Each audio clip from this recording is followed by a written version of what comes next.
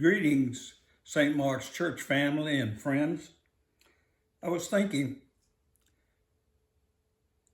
maybe you've thought about this, maybe you haven't. I think sometimes we don't appreciate what was kind of shocking and different in Jesus' day than today. If you take a notice, in all four Gospels, Matthew, Mark, Luke, John, women are the first one to encounter the risen Christ.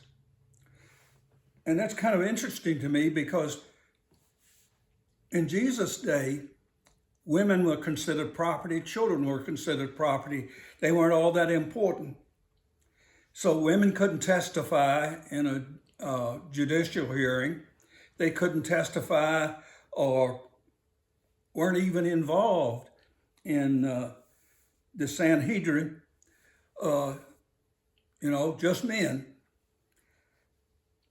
I read about one scholar who tried to come up with the idea that because this was true, it validated the resurrection. It was proof that it was real. And be honest, I had a little trouble following his logic. I lean more to the idea that Jesus was doing what he'd always done in his ministry on earth. He was turning the world's values upside down. He was saying women are important. There's kingdom is big enough for everybody. Nobody gets left out.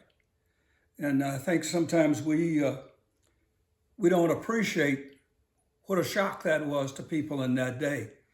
That, when the women went and told the disciples they had met the risen Christ, they had to go see for themselves. They couldn't take their word for it. And I think, once again, the message is the kingdom is big enough for everybody. There's nobody left out. There's nobody who's insignificant. Jesus had a way of doing that. Even the woman at the well in Samaria is made to feel like she's important. And even though knows she's not being the person she ought to be, he doesn't turn her off or run her away by, snap judgments and little smart remarks.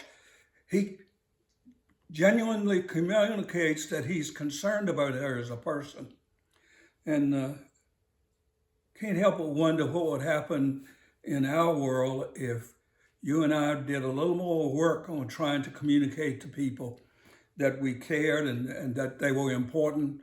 We're not just writing them off, that they're a child of God as much as we are. Thanks for listening.